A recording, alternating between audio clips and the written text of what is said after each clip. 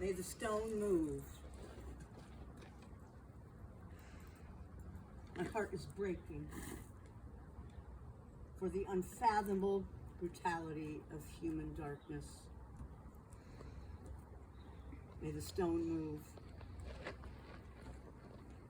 From the tomb of the world, may the stone move from the tomb of the world.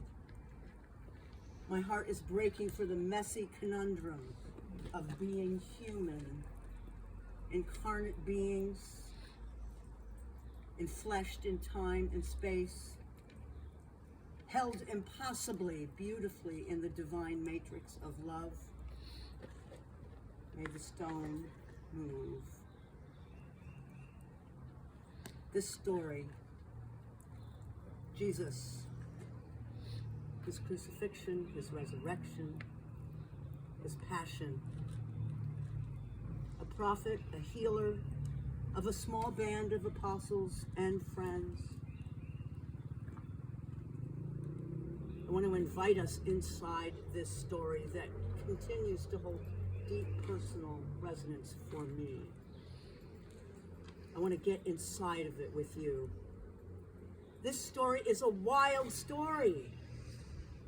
This is a story about love, death, loss, betrayal, torture, revolution, friendship, magic, miracles, redemption, grief, heartbreak, justice, occupation, political upheaval, transformation, grace, liberation.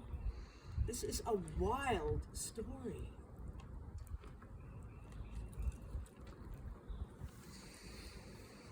And God knows that this story has been used to promulgate enormous brutality in the name of Jesus in the world. Paul Tobin is a spiritual teacher that some of us know, and he says this great line, which is a lot of religious expression is about eating the menu and not the meal. And so I feel called in this moment to continue to find a way for us to eat the meal together, to get underneath the pedimento of the layers that this story has held and continues to hold. And I believe that it's as specific today as it was in its moment in time. Liana and I, at the invitation of Mariah and David Budd came, we went to see this passion, liturgical choral passion, at the old Dutch church by this Polish theater troupe, whose name I will not pronounce. But they sang the whole story of Jesus' Last Supper and his crucifixion and his resurrection. And they did it from the point of view that Jesus is a Jew. And Liana said a profound thing, really. It's okay if I refer to you, yes? A profound thing. So long it was profound. At the end of this, having grown up Roman Catholic, that for you it was a new way to understand that Jesus actually was a Jew. Mm-hmm. And so at the time at which this was all occurring, now Jesus is somehow understood as a, we see it utterly through a Christian perspective. And so here is an image that may the stone move. Right? May the stone move. May this story come alive in a new way for all of us and understanding it. So may the stone move. Finally, this is a story that love is as strong as death. To push open the tomb of our hearts and the heart of the world. May the stone move. So here's an image that has been burned into my heart and mind in the last months. But here it is. It's a harsh image. But Jesus is a Palestinian Jew. And in that way, he holds enormous polarity for our contemporary historical moment. He grew up in the land of Palestine, and he was a Jew. And he died a brutal death, executed by an occupying force of the Roman state.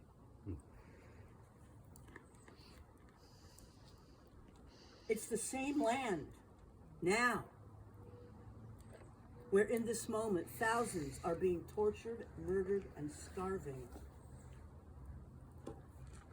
Do we think this is an accident somehow, that Jesus, a Palestinian Jew story, is still embodied now in the life of what's happening in this moment? He's a Palestinian Jew. The Gazans are his people. And so the image I have is Jesus on the cross, crucified, his body, and it's right there standing amidst the Gazans. And his suffering and passion is standing right there in this moment, surrounded by starving children and grieving people. I don't have an answer for this. All I know is that Jesus is a Palestinian Jew who suffered death and was buried and was executed.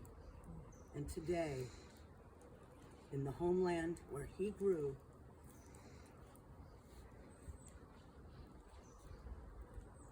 there is a brutal crucifixion and suffering. And I see his cross standing right there in the rubble.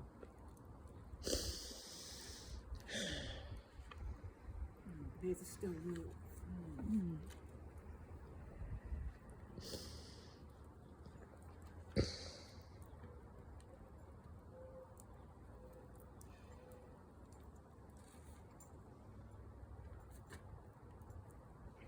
So in this moment, I invite you to consider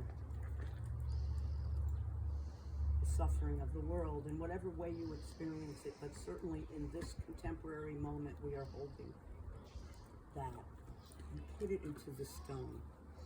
Whatever it is that for you is about the suffering of the world, put it into the stone.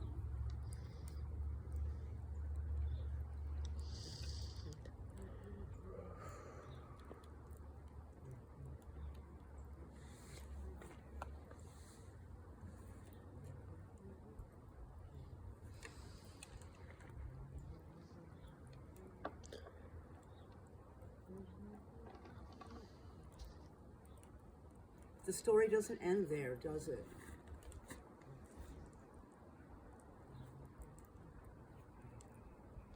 And so as profoundly as this is a political story, it has true contemporary significance for us in this moment. It's also a very personal story. It's a story of grieving love. It's a story of Mary, a woman who loves her beloved Jesus. And unlike the rest of the disciples, waits by the tomb.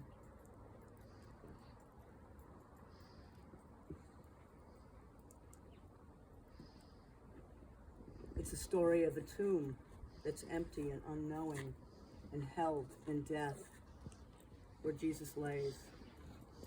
It's a story of a stone being moved from the tomb. It's a story of the inbreaking of divine love to transmute physical matter. It's a story of a light body coming into love and expressing itself and beholding it to Mary. So what I'd like to invite us to do now is a way of getting into this story is to do something that we do in family constellation practice. We enter into the field of the people in the story. So I invite you to take a moment and be Mary.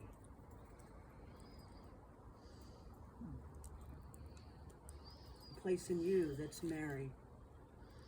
A place in you that's maybe wept in love. A place in you that has held an intolerable grief. The place in you that might have finally seen that love overcomes grief and says, I have seen the Lord.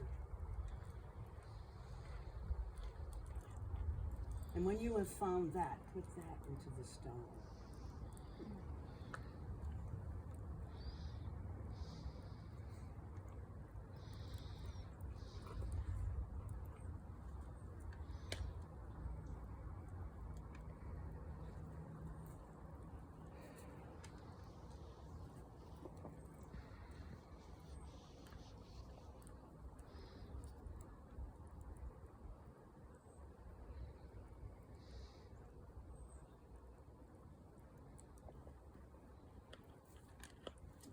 And now I invite you to be the tomb.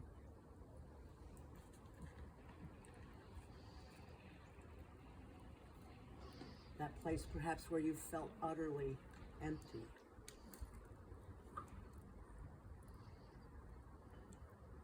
Perhaps the place in you where something has died.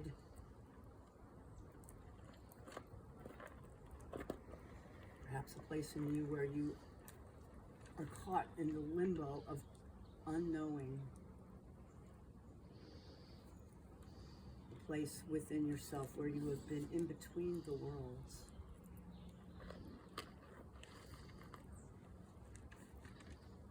And find an image or a line or anything that comes to you in this place within yourself and put it into the stone.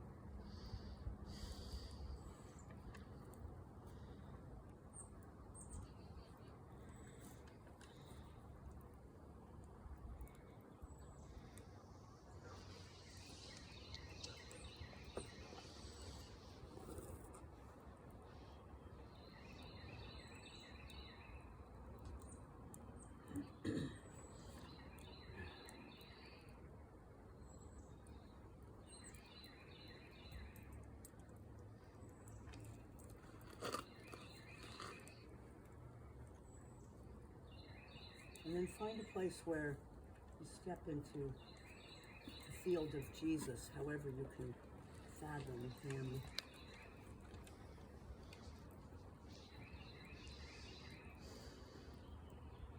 Perhaps a time when you felt crucified.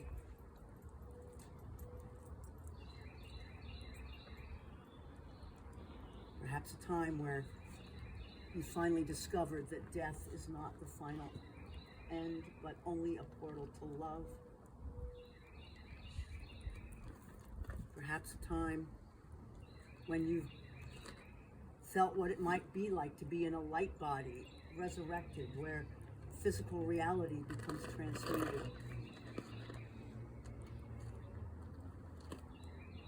And find that and put it into the stone.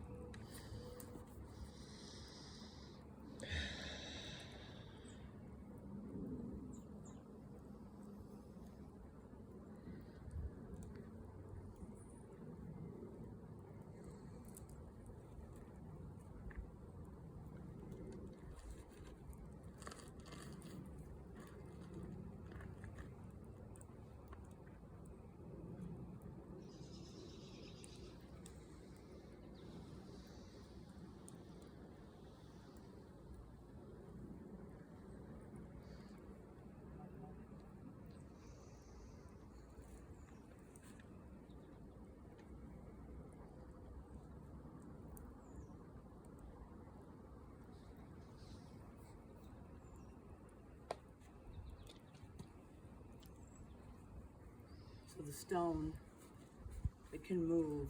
May the stone move.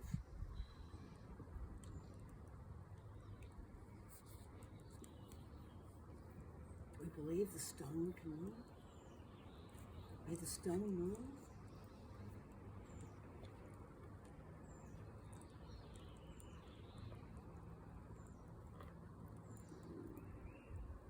May my stone move from my heart. May the stone of the heart of the world move.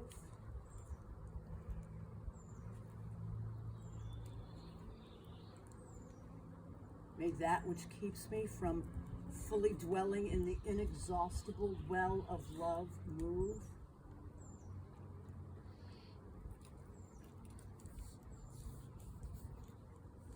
May the stone move.